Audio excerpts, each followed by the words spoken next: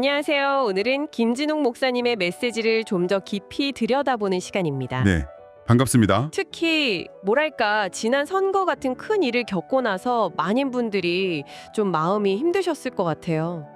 네, 그렇죠. 잠도 잘 안 오고 밥맛도 없고 내가 사는 이 인생에 희망이 있을까 이런 생각들 좀 우울감 같은 거요. 네, 맞아요. 주변에서도 그런 이야기들을 좀 들었던 것 같습니다. 목사님도 이제 주변 성도님들이 힘들어하시는 걸 보면서 이런 시기에 어떤 말씀으로 위로를 드리고 또다시 일어설 용기를 줄 수 있을까 이런 고민에서 말씀을 준비하셨다고 하더라고요. 네, 단순히 뭐 괜찮다 이게 아니라 정말 그 절망 속에서 희망을 어떻게 찾을 수 있는지 그 구체적인 길을 제시하려고 하신 것 같아요. 맞습니다.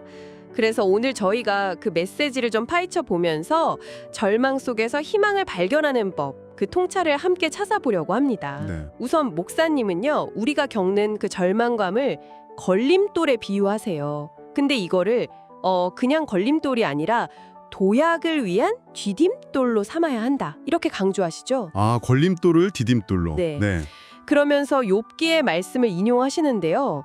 나무는 희망이 있나니 찍힐지라도 다시 움이 나서 이 부분이 핵심인 것 같아요. 네, 그 말씀 정말 유명하죠. 마치 그 그루터기만 남은 나무에서도 새싹이 돋아나는 것처럼요.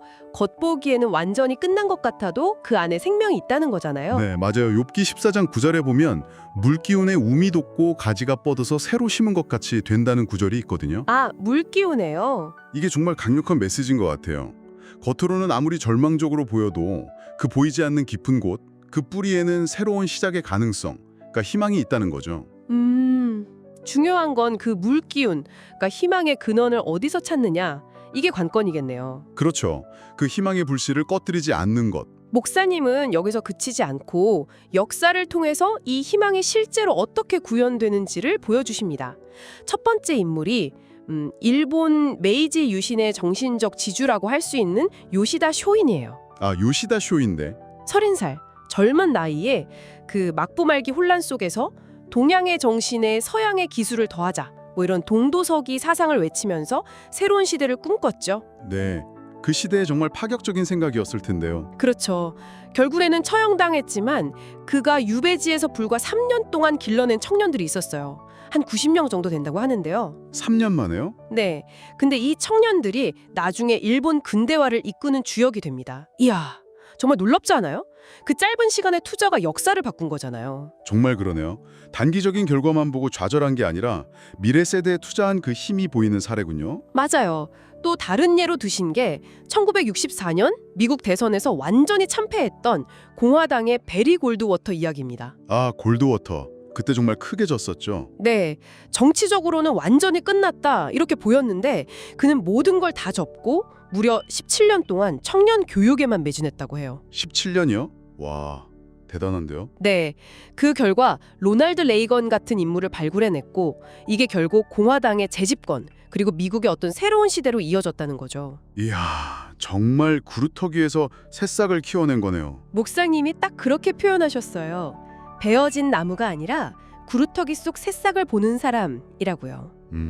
이 골드워터 사례는 특히 뭐랄까 정치적인 실망감 후에 어떻게 장기적인 영향력을 만들어낼 수 있는지를 보여주는 것 같아서 혹시 선거 결과 같은 걸로 좀 낙담하신 분들이 계시다면 생각해볼 지점을 던져주는 것 같아요. 네, 그렇습니다. 이탈리아 통일운동의 마치니에리도 나오죠. 그 역시 분열된 조국에서 청년들을 모아서 희망을 불어넣고 역사를 바꾼 인물로 소개됩니다. 네. 이 역사적 인물들의 공통점이 참 명확해 보여요. 당장의 실패나 좌절 앞에서 그냥 주저앉는 게 아니라 눈에 보이지 않는 그 가능성, 목사님 표현대로 구루터기 속 새싹이 주목하고 미래 세대에 투자했다는 점이죠. 맞아요. 미래에 대한 투자. 이걸 듣고 계신 여러분의 상황에 한번 적용해 본다면 어떨까 싶어요. 지금 당장 눈앞에 어려움, 그 너머에 있는 어떤 새싹에 내가 주목하고 투자할 수 있을까? 이게 꼭 뭐 거창한 일이 아니더라도요. 내 상의 작은 영역에서라도 시작될 수 있지 않을까 그런 생각을 하게 됩니다. 그렇다면 이 희망의 궁극적인 힘, 그 원동력은 과연 어디에 있을까?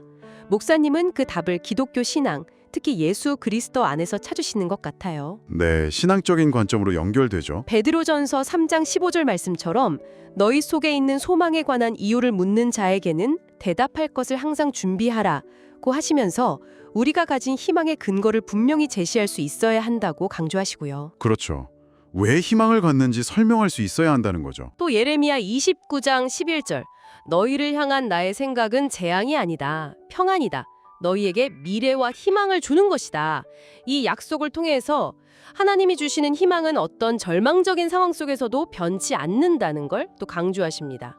여기서 정말 중요한 포인트가 사도행전 3장 6절이라고 생각해요. 아, 성전 미문의 안진뱅이 이야기요? 네, 맞습니다. 베드로가 그 안진뱅이에게 은과 금은 내게 없거니와 내게 있는 이것을 내게 주노니 곧 나사렛 예수 그리스도의 이름으로 일어나 걸으라. 이렇게 외치는 장면이잖아요. 네, 그쵸. 아주 유명한 장면이죠. 목사님은 바로 이 구절을 통해서 교회가 세상에 줄 수 있는 진짜 가치, 본질적인 것은 물질적인 부나 어떤 폭지가 아니라는 거예요. 은과 금이 아니다. 네, 그게 아니라 바로 이 예수 그리스도의 이름, 즉 생명과 치유 그리고 새로운 시작을 가능하게 하는 그 영적인 힘이라고 아주 힘주어 말씀하십니다. 이것이야말로 사람을 근본적으로 일으켜 세우는 에너지라는 그런 통찰인 거죠. 와. 그러니까 정리해보면 김진홍 목사님은 절망이라는 걸림돌이 오히려 성장을 위한 디딤돌이 될 수 있다. 네, 그리고 그 희망은 종종 잘 보이지 않는 구루터기, 즉 잠재력 속에 있다. 이런 메시지를 주시는 거군요. 네, 또 역사 속 인물들을 통해서는 어려운 시기일수록 미래를 위한 씨앗을 뿌리는 것이 얼마나 중요한지를 보여주시는 거군요. 맞습니다. 그리고 이 모든 것을 가능하게 하는 궁극적인 힘은 목사님의 관점에서는 세상적인 가치, 즉 은과 금이 아니라 영적인 원천, 예수 그리스도의 이름에 있다는 것입니다. 네. 이건 뭐랄까? 교회나 신앙을 가진 분들에게 우리가 세상에 전해야 할 본질적인 희망이 과연 무엇인가? 이걸 다시 한번 생각하게 하는 그런 메시지인 것 같아요. 네, 오늘 김진홍 목사님의 메시지를 통해서 어려운 시기에 우리가 희망을 어떻게 발견하고 또 붙잡을 수 있을지에 대한 깊은 울림을 함께 느껴본 것 같습니다. 목사님께서는 그 물질적인 도움을 넘어서는 영적인 희망의 중요성을 계속 강조하셨잖아요. 네, 그랬죠. 그렇다면 이제 이걸 듣는 여러분의 삶 속에서 혹은 주변에 힘겨워하는 분들을 보면서 진정한 희망을 준다는 것은 구체적으로 어떤 모습일 수 있을까요?